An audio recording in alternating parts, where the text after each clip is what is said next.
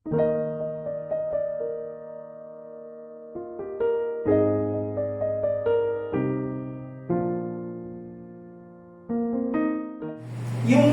tiwala, di ba? Sabi nila, yun daw yung isa sa mga pinaka-importante na commodity sa panahon na ito. Na more than anything, kapag nasira ang tiwala, wala na. Mahirap na siyang bawiin. So, marunong pa ba tayo magtiwala? Manhid na ba yung puso natin? Di ba? Isa sa mga mahirap na bagay kapag yung sobrang dalam-dala ka na. Tapos wala na. Kahit na sincere na yung nag-aan sa'yo, na ito magtiwala ang mga tao sa lana. Pusong bato na. So, tingnan natin kung ano ba ang ating pong pag-aaral po this morning. Ang ating pong this is Yod. Si Yod sa Star Wars. Si Yod. It is the 10th letter of the Hebrew alphabet. Yung pictograph niya, ayan, mukha siyang kamay. Diba? Tapos pansinin natin yung kamay niya para siyang nakabukas. Ayan. Ang value ng Yod is 10, which represents order and completion. And again, disclaimer, kapag po binabanggit po natin yung mga ganitong mga bagay, hindi po ibig sabihin nito na, ay, number 10. So, favorite number ko na ngayon number 10. O kaya, ipunin niyo yung lahat ng naka-10, remember, naka-10 episodes na tayo. Ilan ang numbers na kailangan niyo sa Lotto? 6. Diba? So, maghintay ka ng mga 2 episodes pa. So, meron ka pang extra na So, meron kang 12, pagpipilian. Hindi po yun yung ano po niyan. The reason that why we study these number values is because for us to appreciate that there is a certain order in Scripture na, 7, na ang ating pong Panginoon, ang ating pong Diyos, He is a God of order. Diba? Yung may value ang lahat ng mga bagay. And we will see later on. Yod is actually the smallest letter sa buong Hebrew alphabet. Hindi ko na siya napansin or naipakita. Pero yung original na letters, di ba, mga ganito siya kahaba, kalalaki. Yung Yod, ganun lang siya, napakaliit lang siya ng width. Yeah. So, itong letter na ito is actually, ito yung tinutukoy ni John sa Revelation na sinabi niya na konting dot lang. Baguhin niyo lang yung konting dot sa Scripture, you are under a curse. Kasi, ito pong napakaliit na ito, na letter na ito, ang description ng isang commentator, it's an atom ng Hebrew alphabet. Makikita natin later. Yod is the smallest letter in the Hebrew alphabet, and yet it is the foundation for other letters such as Vav and Dalet. Kung naalala po ninyo, di ba, yung Vav is parang maganyan kakaba. So, yung Dalet, parang meron siyang, basta parang siyang pinto, pag na ganyan. So, dito siya nagsisimula sa Yod. Also, Yod is the first letter of the divine name, Yahweh. Okay? So, yung pangalan ng Yahweh, pag sa sulat mo dyan, Y, tapos yung H, so Het, ganyan. So, ito yung maliit na, basta maliit siya. And then, yung original or yung Hebrew na pangalan po ni Jesus, which is Yeshua. So, yun, 10 plagues, 10 commandments, yung 10th or yung ikapu, di ba? So, ano po ang nito, ang significance ng lahat ng ito sa atin? Titignan po natin yan as we study. Ang ating pong tanong is, paano ba mag-trust sa Diyos? Diba? Bakit ako dapat magtiwala sa Kanya? And paano dapat makikita yung pagtitiwala na yun sa ating pong buhay? Kasi, we like to think na yung trusting God is, magtiwala ka na lang, huwag ka na magtanong. Pero actually, ang Panginoon po natin, ang maganda po sa Panginoon, He invites us to question Him. Diba? Hindi siya takot na, bakit mo ka na? Minsan ganun tayo diba? Bakit ka nagtatanong? Marunong ka naman sumagot, diba? Ayun nga Sabi mo sa akin, kung sabi ako, tapos So, ang Panginoon po natin, hindi po siya takot doon. He's not afraid na mawawala yung pagka-Diyos niya sa ating pagtatanong. He invites us to question Him. He invites us to come with Him with our doubts. And gawin natin yung lahat ng bagay, ihagis natin ang lahat ng tatanong natin at i-express natin sa Panginoon. At ang nais niya po is that we come away with a deeper understanding kung sino po ang Diyos. Na mas lalo natin siyang pagkatiwalaan. Na mas makita natin na in the end, katulad ni Job, sinabi niya na nung sinabi ng Panginoon na bakit nandun ka ba nung ginawa ko ito, nung nilikha ko ang mundo, nung ginawa ko yung mga butanding, nung ginawa ko yung mga naglalaki ng mga hayop sa in all creation, ang naging sagot na lang ni Job, sorry God, di ba? Kasi wala na siya marami. Ang galing-galing mo pala, Lord. I have thought a set of things that I did not know. Diba? And in all of these things, I will worship.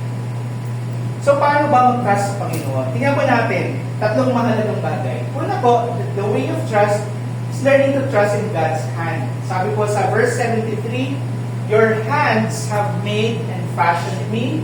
Give me understanding that I may learn your commandments. Ano yung picture ng youth? Kanina, pinakita ko.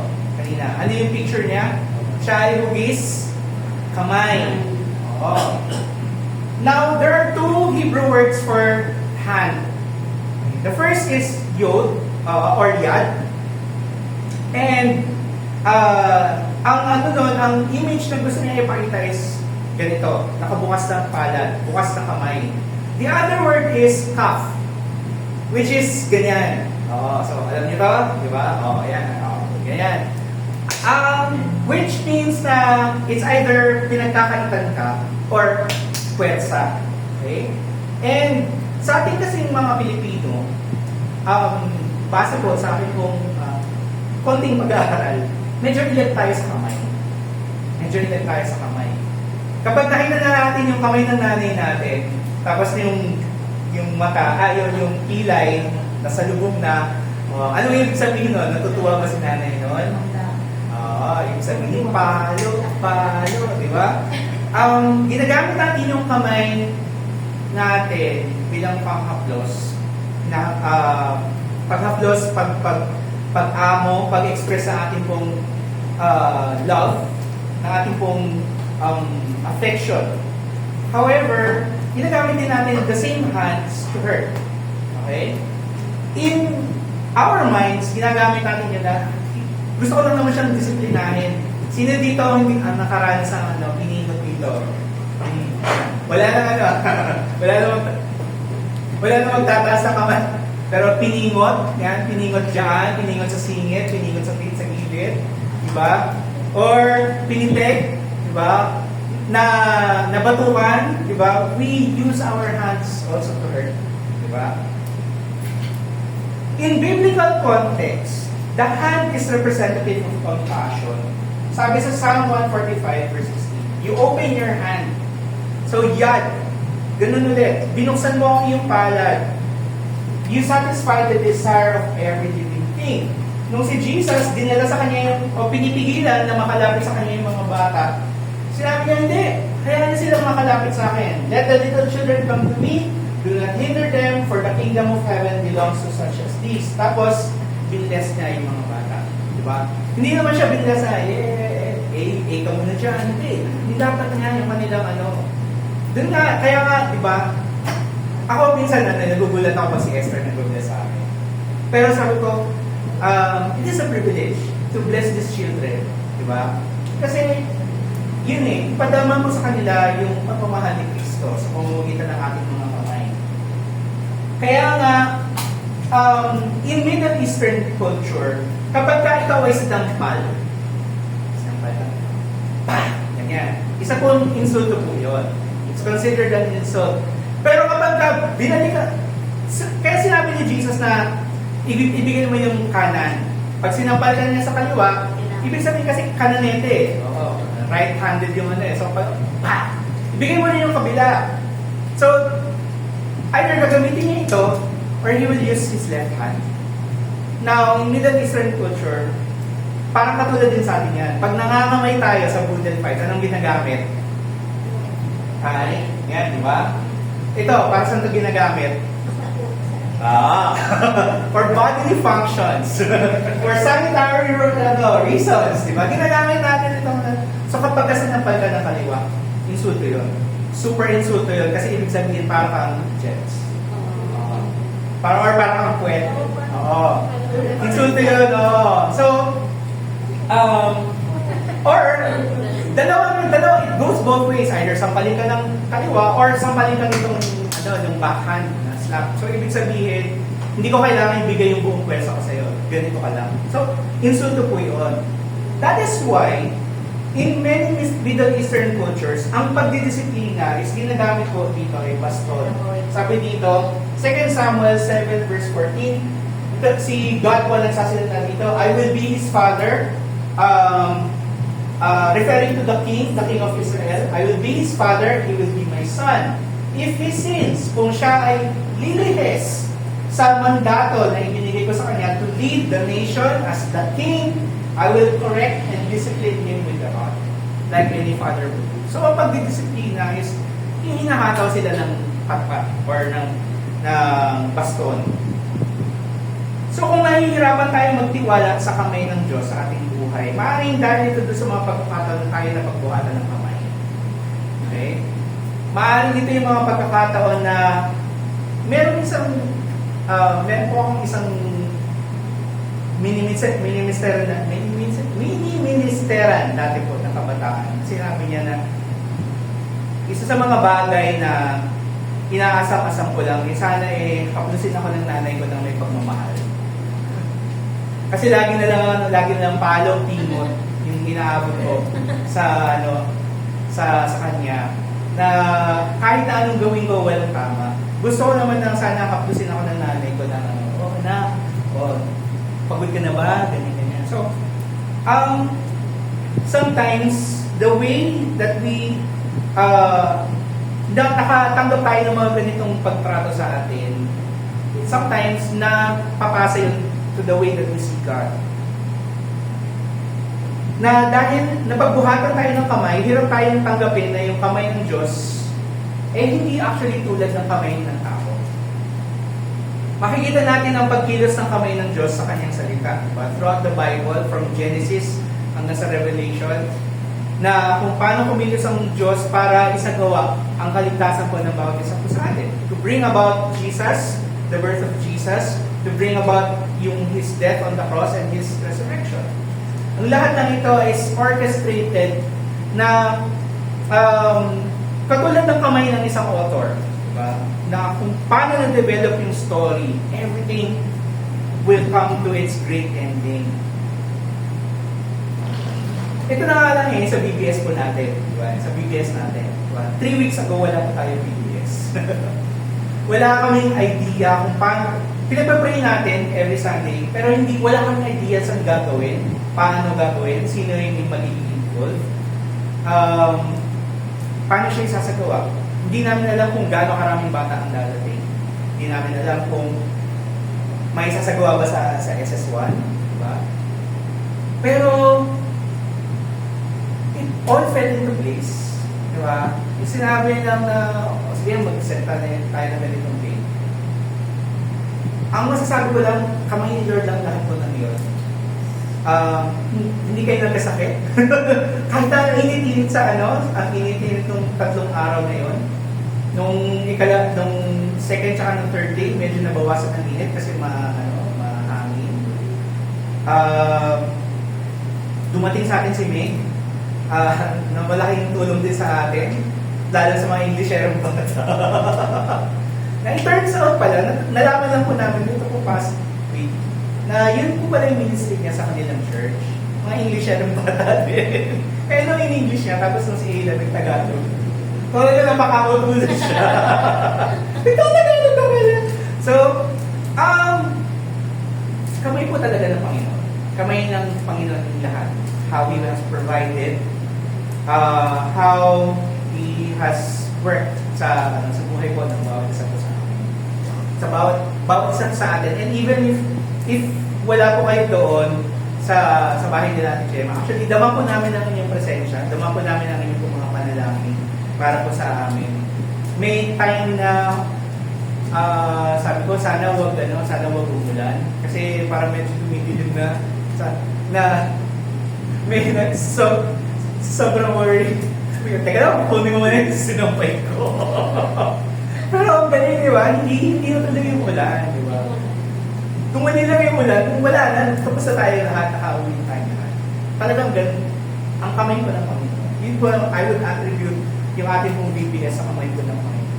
So kung nahihirapan tayo magtiwala sa kamay ng Diyos, hilingin natin sa Kanya na padama po yung kanyang compassion sa atin. The touch of His hand sa atin po. Para yung mga puso natin na nababalutan na ng sinisisin, na balutan na ng sakit, yung ayaw mo na magtiwala, di ba?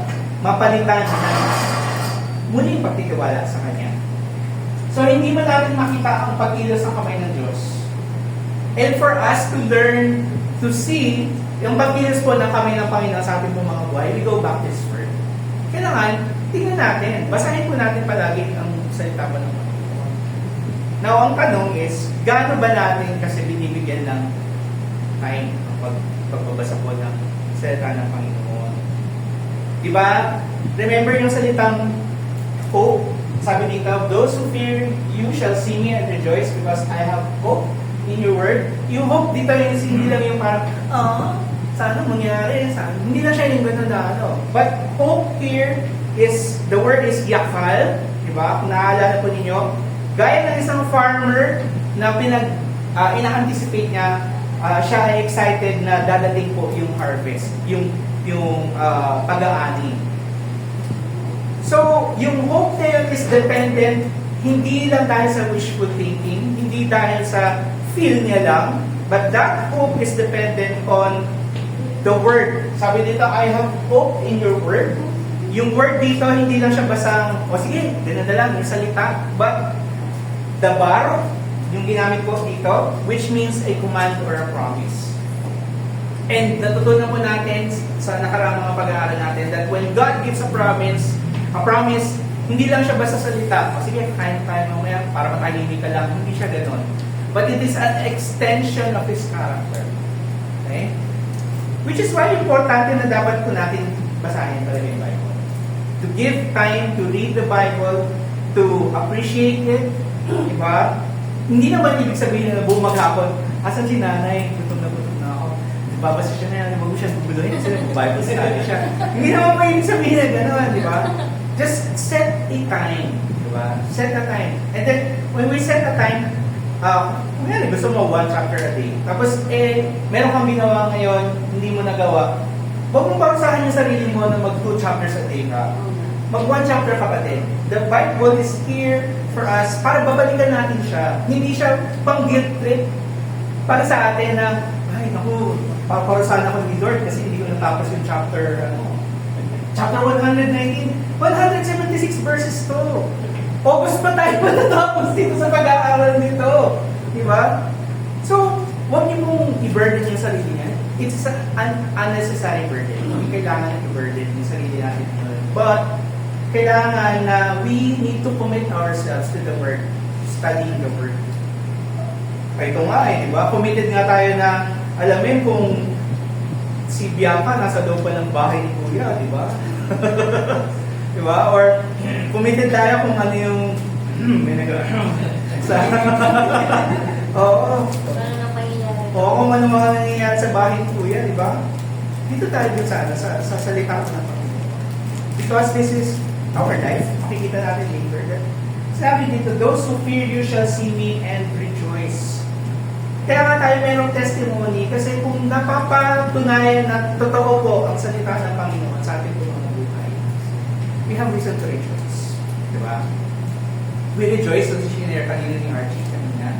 Bihira po siya talaga yung mag-share sa So, ang pasalamat ko is dito po siya nag-share sa inyo. So, the fact na pinili niya po na dito po mag-share sa kalagitnaan po ninyo, ibig sabihin, nakakatiwalaan niya po kayo. So, huwag mo sana natin makita ko naka-post ka. Mamaya may post sa, huwag mo sana gano'n, Ibig sabihin, sa prayer time po natin, we get encouragement from one another. makita mo natin kung gano'ng kumikilos ang Panginoon sa ating mga buhay. And then, let us continue to pray and encourage one another. Diba? And then, sometimes kasi we got the idea na kapag kailangan sa praise time, ang ipagpapasalamat na natin, yung mga magagandang bagay. Na hindi po, hindi, not necessarily. Diba? We can also praise and honor God even in the bad times. We feel kasi na, yun nga yung laging illustration ni Kuya Choi, na pagka nagpunta ka sa church, parang kailangan perfect ka. We think of the church as a museum. Pagandahan, patatagan, di ba? Patalbugan. Hindi to Met Gala, di ba? But this is a hospital, di ba? Nandito tayo para tulungan ang bawat isa na manatili sa ating pong pananampalataya sa Panginoon.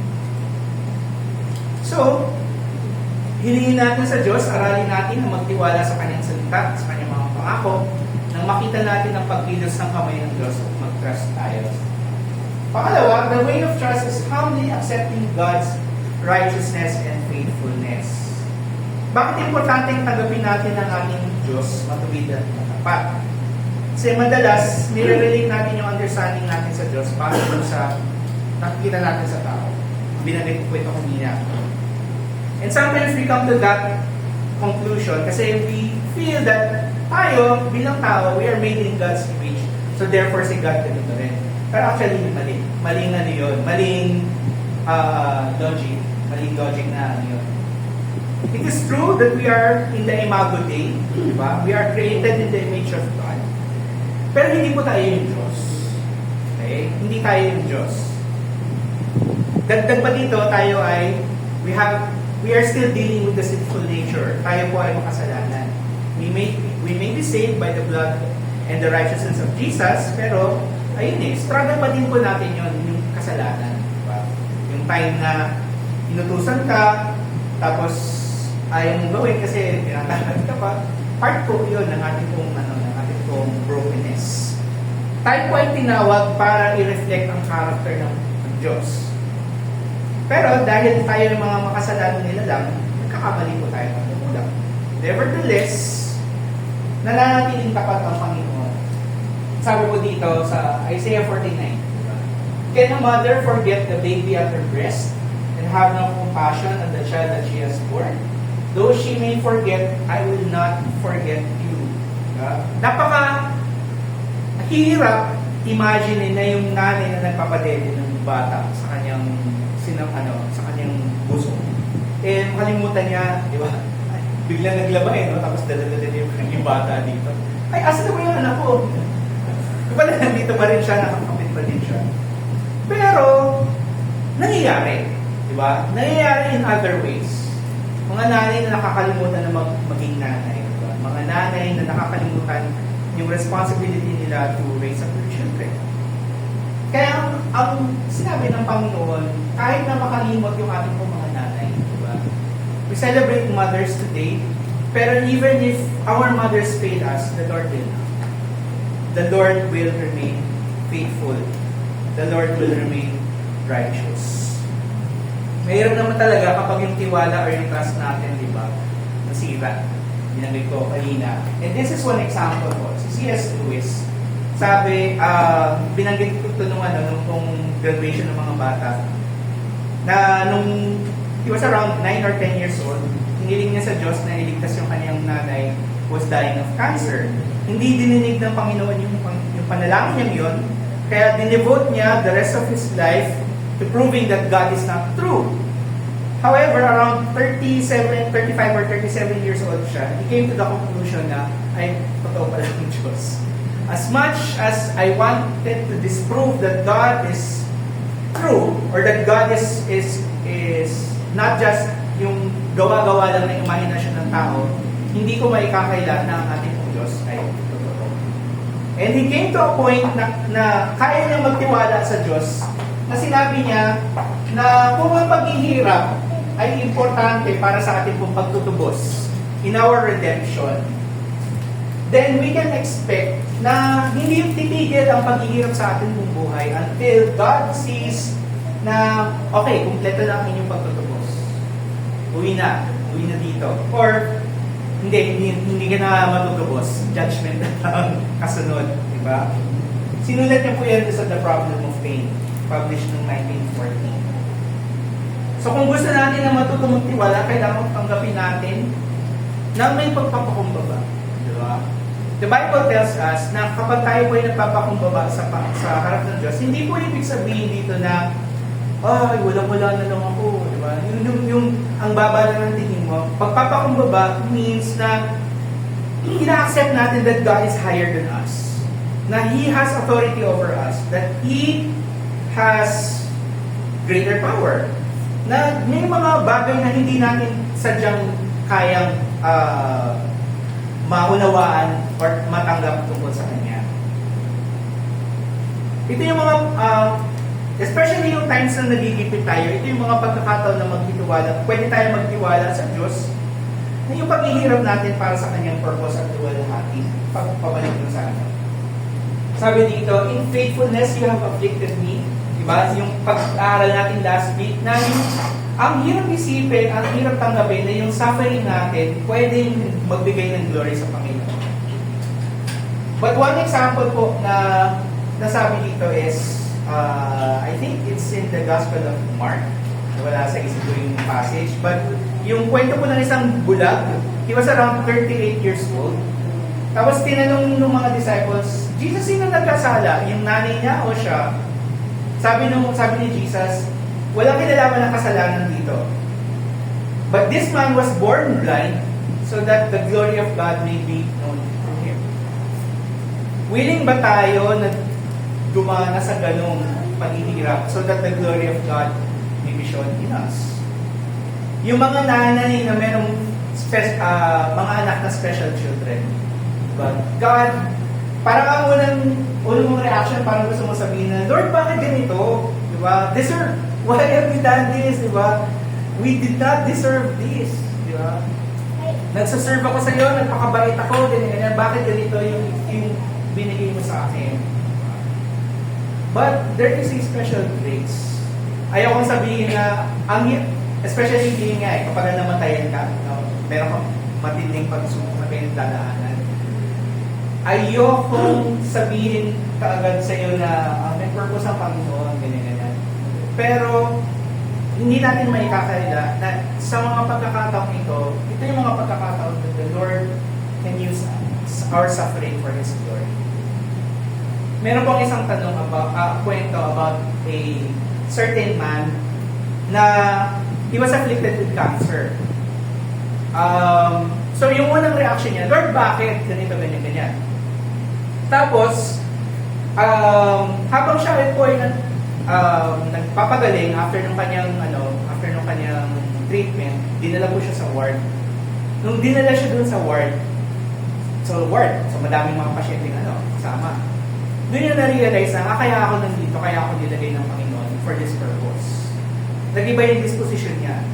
Na-realize niya, kaya siya nilagay dun sa ward, kaya siya binigyan ng cancer, or kaya yung cancer it's bad naman talaga, di ba?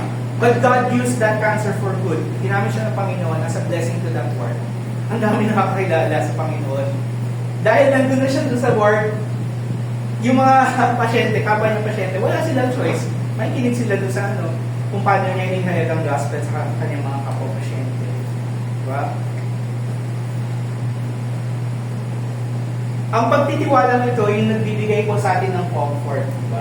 Let your steadfast love comfort me according to your promise, your servant. To walk in the way of trust, tanggapin po natin yung katapatan at katuwiran po ng ating pong Diyos.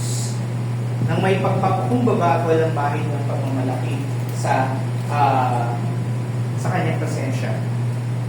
So, ang ibig sabihin po nito for us is, pwede po tayo magtiwala sa mercy ng Diyos. Pwede tayo magtiwala ng mercy niya. Sabi niya sa verse 77, let your mercy come to me that I may live. Interesting po na habang pinag-aaral ko dito, mercy in Hebrew is racham. Okay, racham. Ang image po ng racham, hulaan po ninyo. Hulaan nyo kung ano. Give me a guess.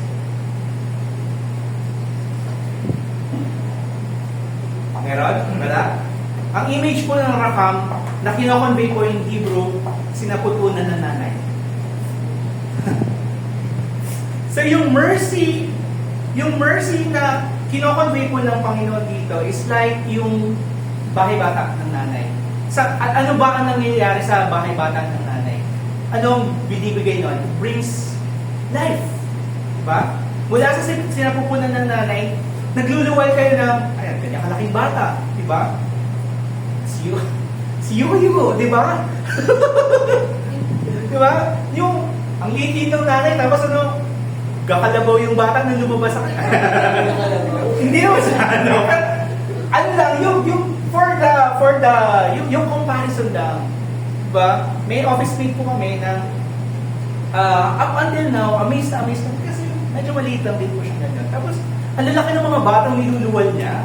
Sa kami nakakakita na ganitong saka na, in-order mo ba sa Shopee yung mga yan? Ang lalaki po ng mga bata, 7-pounder, 8-pounder yung nilalabas, di ba?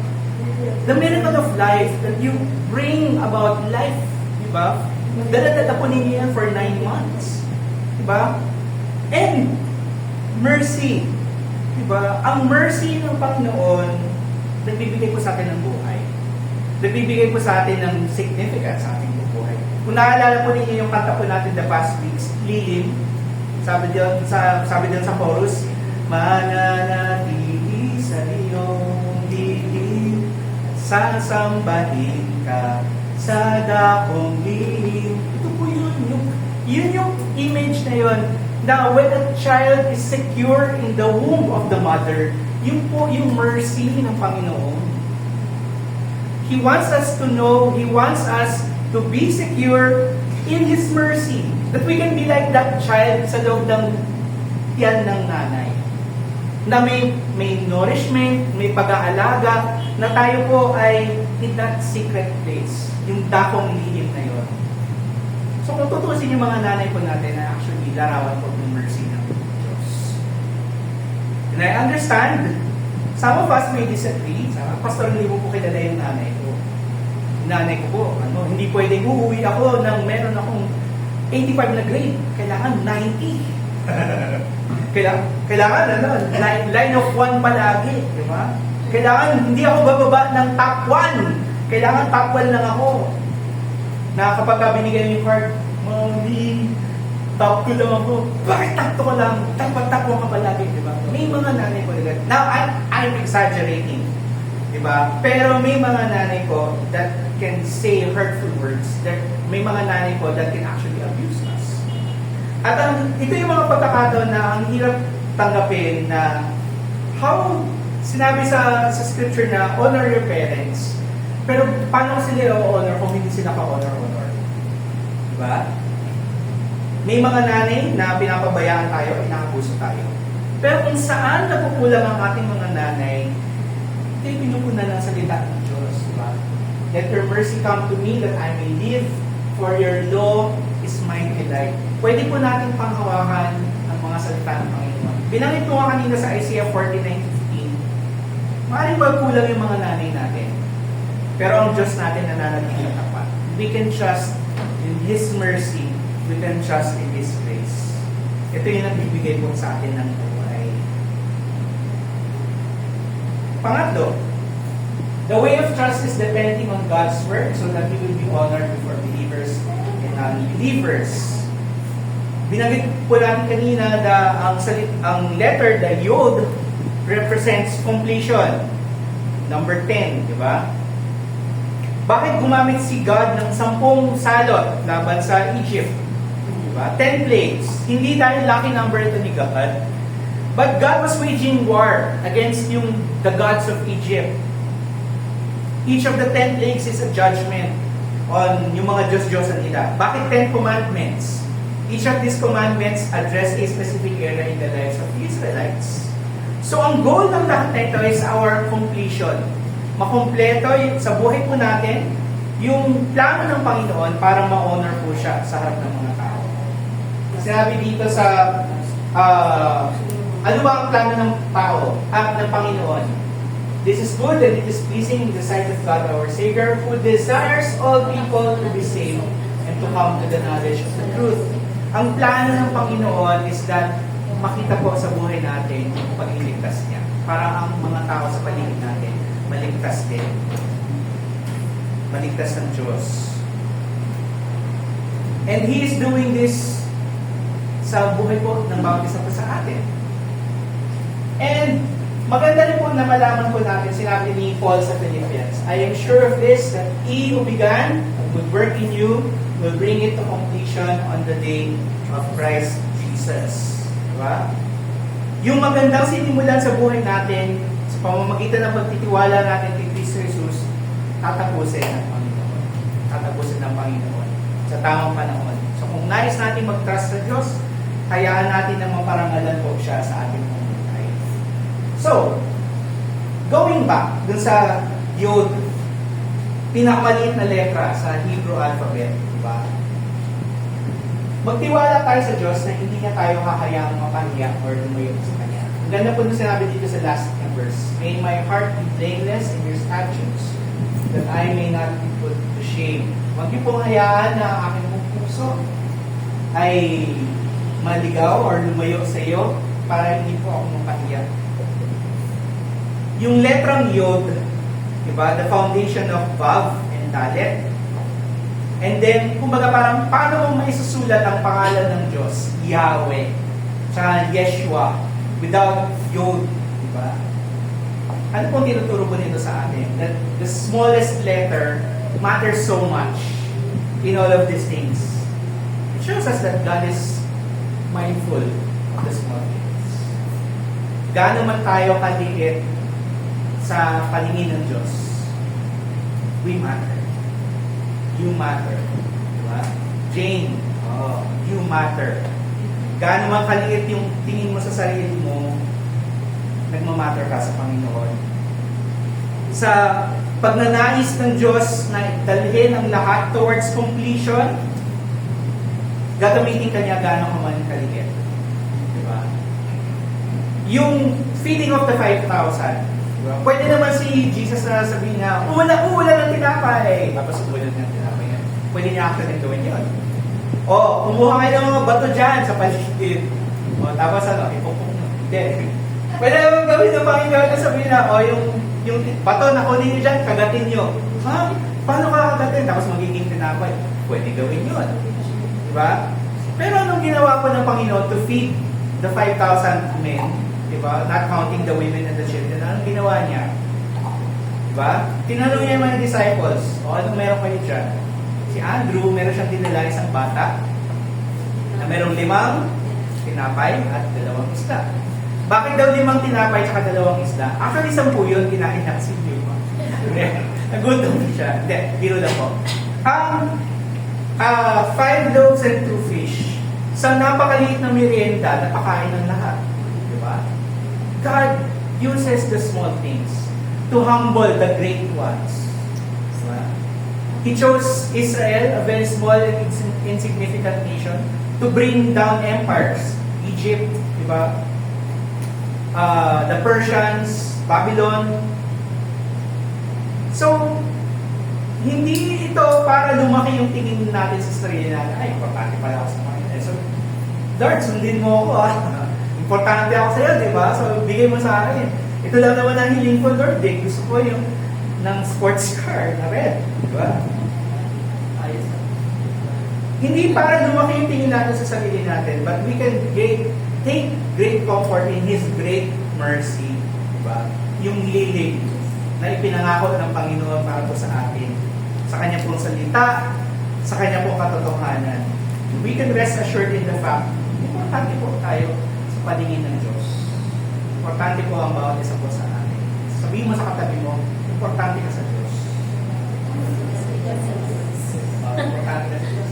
Importante ka po yung choice sa Diyos. Lalo ngayon dahil birthday mo. So, Jane, importante ka sa Diyos.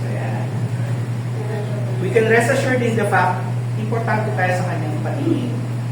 Hindi niya tayo hahayang mapahiya. Diba?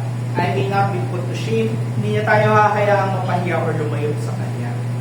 May nagsabi sa akin once na ang mga anak ng Diyos daw, hindi hahayaan, walang anak ng Diyos ang namatay sa gutom. Oo. And I think that's generally true. Although in some extreme cases, may mga pagkakataon na hindi yung totoo. But, all I can say is, the Lord sustains us. The Lord will continue to provide. So if ever you feel na wala kang mapagkakatiwalaan, hindi ka importante kahit kanino, balik po tayo dito. Balik tayo dito sa Psalm 119. Panghawakan natin yung mga katotohanan na binibigay ko sa atin dito, that the Lord is worthy of our trust. Ang ating mga nanay, ang bawat isa po sa inyo, you are God's mercy to us. Pahalagaan natin sila, i-honor natin ang ating mga nanay, gaya ng nais ng Diyos para sa atin. Pero in the times na sila po ay nagkukulang, panghawakan natin ang katotohanan na mapagkakatiwalaan pa rin po natin ang salita ng Diyos. Batay sa kanyang mga salita at mga pangako. So, as we look back, di ba? Ano yung mga ebidensya na pag-ilos ng kamay ng Diyos sa ating buhay? Diba? Sometimes kasi, hindi ko makita kasi willing ba tayo makita? Di ba? Kasi when we see all of these things, parang ini-interpret kagad natin in human wisdom. Pero willing ba tayo makita yung pag-ilos ng Panginoon sa ating mga buhay? Nagtitiwala ba tayo sa katapatan at kabutihan ng Diyos? Or mas umaasa tayo sa mga nakukuha natin sa tao? Diba? Sabi nga yung prayer nagiging last resort kasi uutang muna. Lapit muna sa kung kanino, tapos saka na tayo mag-pray. Ako na muna gagawa ng paraan, Lord. Diba? The way of trust is depending on God's Word. So, willing ba tayo na magtiwala sa Diyos to the point kahit mahirapan tayo sa ating buhay, hahayaan natin siyang kumilos sa atin para maparamadan siya sa buhay po natin. The way of trust invites us to find our worth and value in the mercy of God through Jesus Christ. Yung identity po natin, yung pagkatao po natin, makukuha lamang po natin when we entrust ourselves to the mercy of God. Yung lagay natin yung sarili natin sa lilim ng Panginoon. Nais ng Diyos na magtiwala tayo kay Kristo upang maranasan natin ang buhay na may kabuluhan.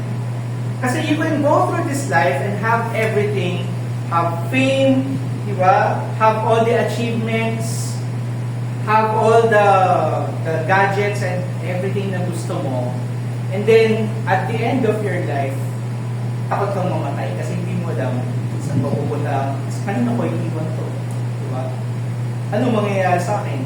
Diba? At when we are at that, ayun nga kaya nga, bago dumating yung punto, kasi di mo alam kung makakapag-deathbed, ano ka pa ba, yung last moments mong gano'n.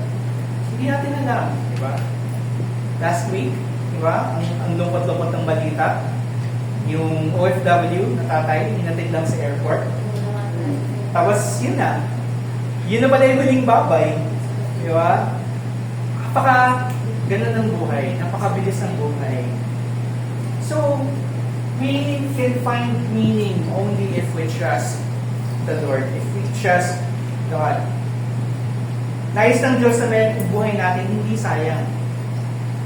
Na hindi masayang yung bawat sandali na pinagkakatiwala niya sa atin. So, saan ka nagtitiwala para sa kinabukasan ng direksyon ng iyong buhay? Sarili mong diskarte. O bukas, di ba, bumoto tayo? Diba? Pagkakatiwala mo ba yung future ng ating mga anak, ng ating mga bata sa mga taong ito? Diba? More than anything, ipagkatiwala po natin ang ating buhay sa ating pong kinabukasan kay Kristo. Because He is worthy of our trust and He gives us life. This is the way of trust. This is the way of the Lord. Manalangin po tayo.